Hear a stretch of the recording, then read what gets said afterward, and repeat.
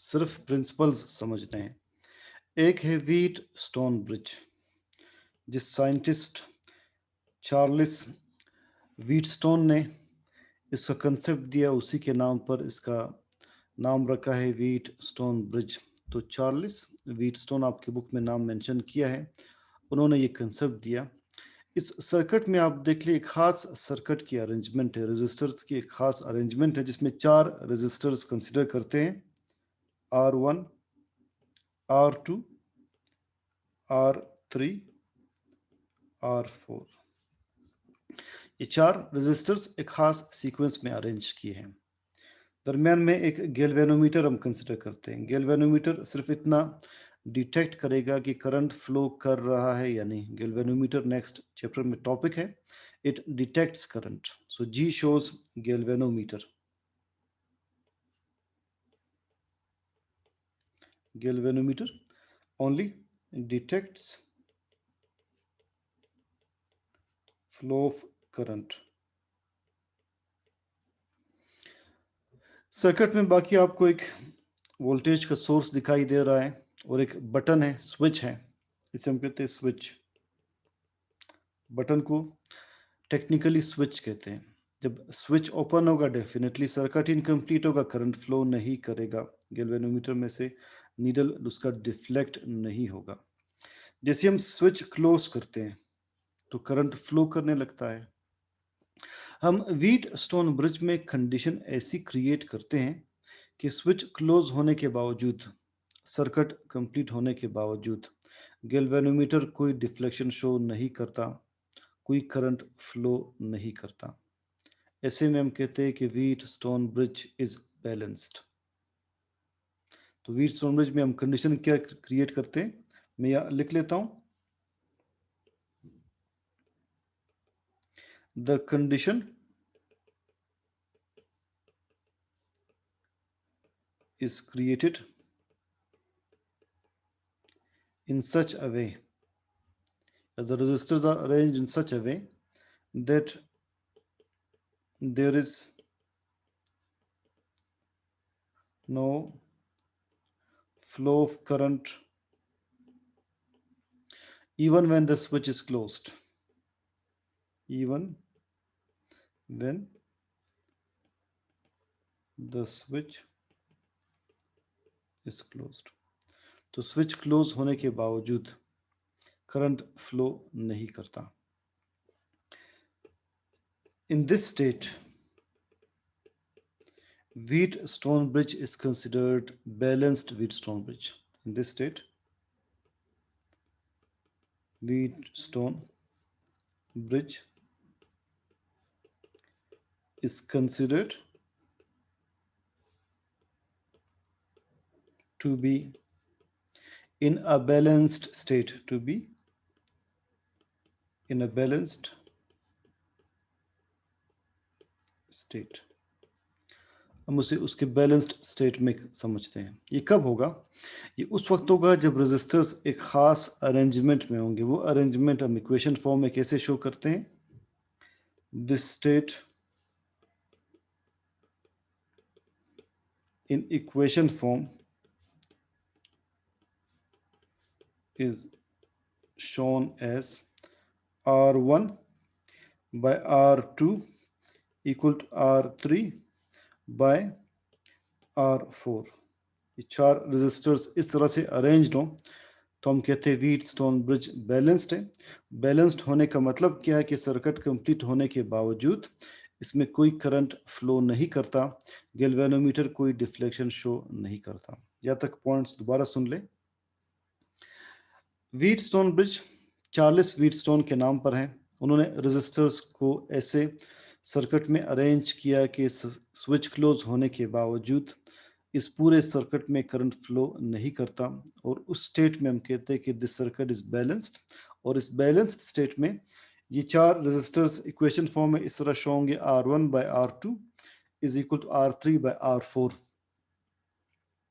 R4 मैंने अलग colour में इसलिए शो किया है कि अक्सर R4 एक अननोन रेजिस्टेंस होती है। R4 is mostly unknown resistance, और इस अननोन रेजिस्टेंस की वैल्यू मालूम करने के लिए हम व्हीटस्टोन ब्रिज यूज़ करते हैं और ये इक्वेशन अप्लाई करते हैं। हम फिज़िक्स में सेकेंड ईयर में लेबॉर्ट्री में इसको कई जगह अप्लाई करते थे डिफरेंट डिवाइसेस में।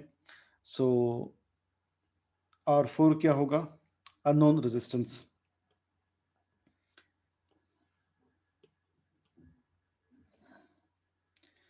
This device is used to determine the unknown resistance, which is kept in the fourth arm. This device is used to measure the unknown resistance,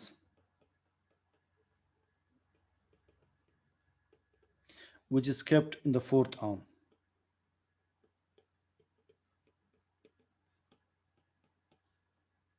Fourth arm means R4. इसे practically इस तरह से use करते हैं कि जो ए level की books में इसकी डायग्राम दी है, प्रैक्टिकली उसी डायग्राम को इस तरह मॉडिफाई किया है इन्होंने। देखिए 2 रेजिस्टर्स यहाँ लगे हुए हैं। एक रेजिस्टर्स ये है R, एक रेजिस्टर ये है S। ये दो नॉन रेजिस्टर्स है, R1 R2 सपोज ये है। हम यहाँ पर एक वायर कनेक्ट करते हैं। Wire is also considered as resistor.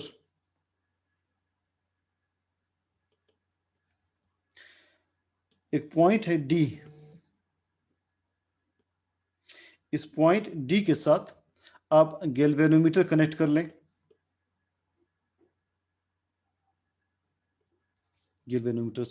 Galvanometer सिर्फ करंट के फ्लो को डिटेक्ट करने के लिए होता है। फिर हम इसके साथ एक मूवेबल टर्मिनल कनेक्ट करते हैं, उसे कहते हैं जोकी। जोकी एक मूवेबल पेन की तरह होती है। फिर हम यहाँ से स्टार्ट करते हैं, इस पॉइंट से इसे टच करते जाते हैं। इसे टच करते हुए हम नीचे वायर के ऊपर इस जोकी को लाते जाते हैं। इस पेन को वायर के ऊपर मूव करके हम नीचे लाते जाते हैं। गैल्वेनोमीटर मुसलसल डिफ्लेक्शन शो करता है। एक ख़ास पॉइंट पर जोकी टच करने के बाद जब हम जोकी यहाँ टच करते हैं, देखिए इनिशियली नीडल डिफ्लेक्ट करेगा गैल्वेनोमीटर का।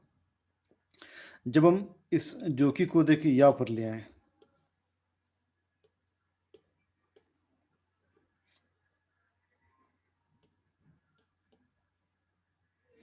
जैसे ही आप जोकी को इस पॉइंट तक ले आते हैं, जो कि पॉइंट में सी से शो कर रहा हूँ, इस पॉइंट सी पर आप जोकी जब ले आते हैं, गैल्वेनोमीटर डिफ्लेक्शन 0 शो करता है। अब जब जोकी की पोजीशन यहाँ पर होगी,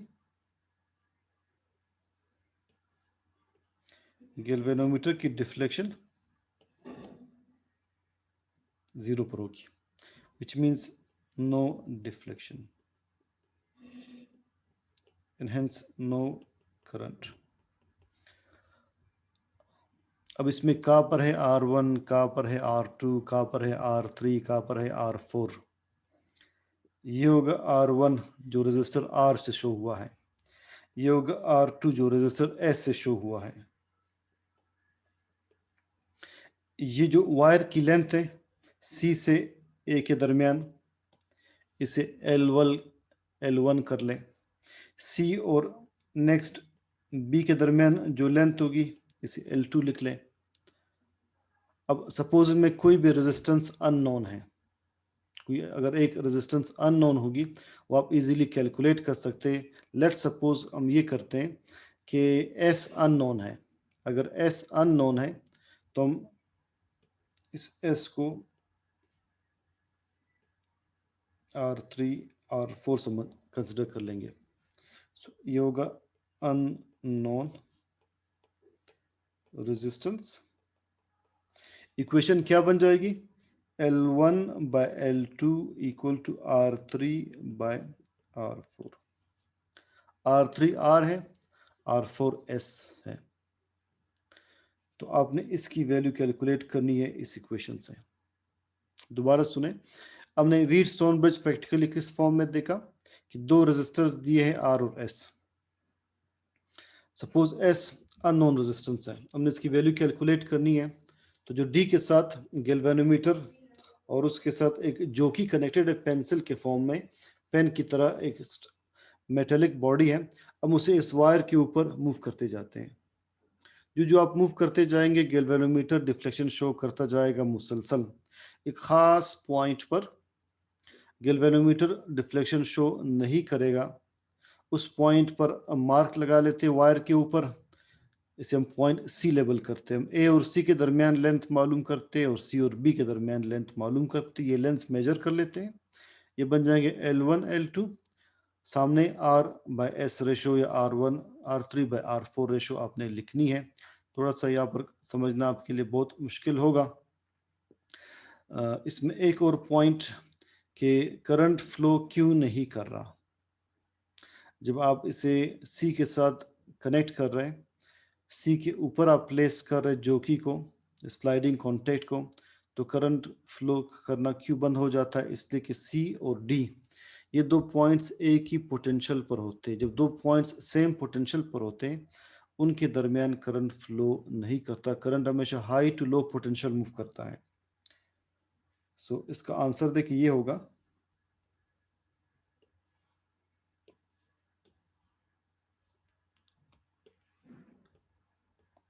नो करंट फ्लोज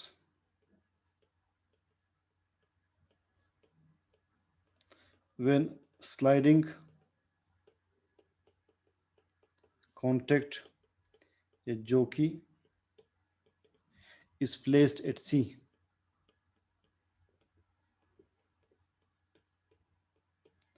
रीजन क्या है?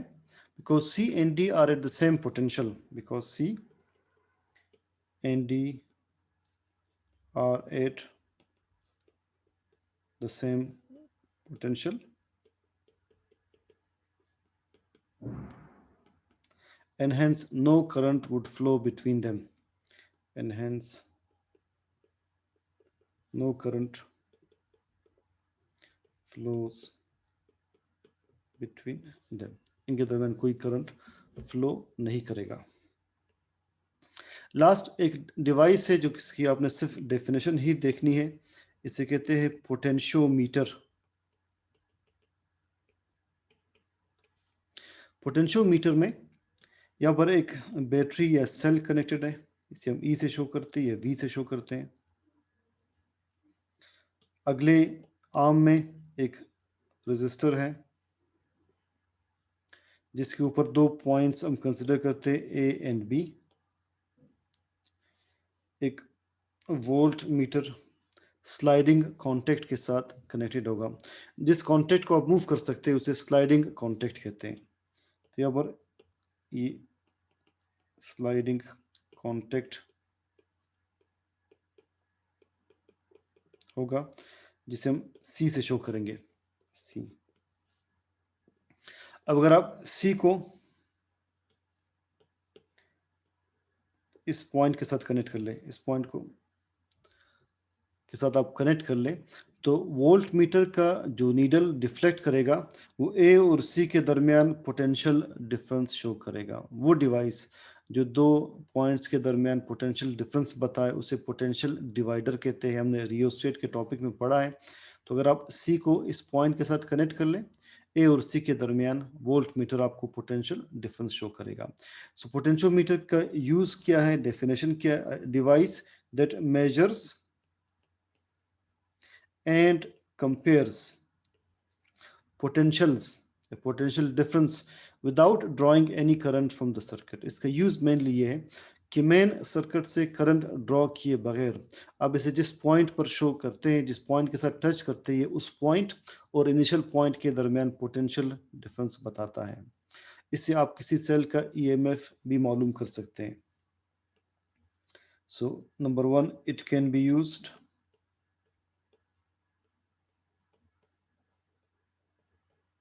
to determine EMF of any cell, to determine EMF of a cell। उसमें आप क्या करेंगे, ये पोटेंशियोमीटर है,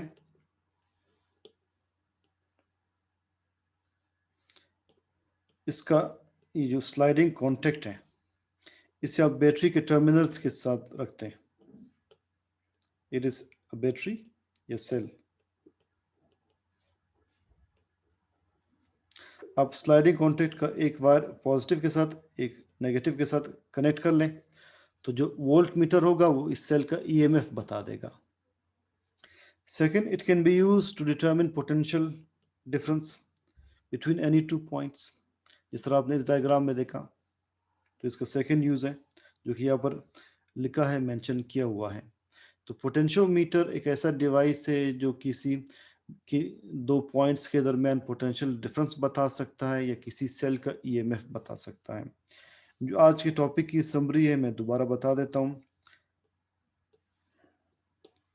आपने 5 to 6 points as a whole इस टॉपिक में याद रखने हैं। व्हीटस्टोन ब्रिज एक डिवाइस है जिसको हम यूज करते हैं किसी अननोन रेजिस्टेंस को मालूम करने के लिए।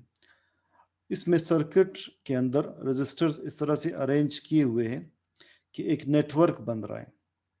R1 R2 एक आर्म में है, R3 R4 दूसरे आर्म में है।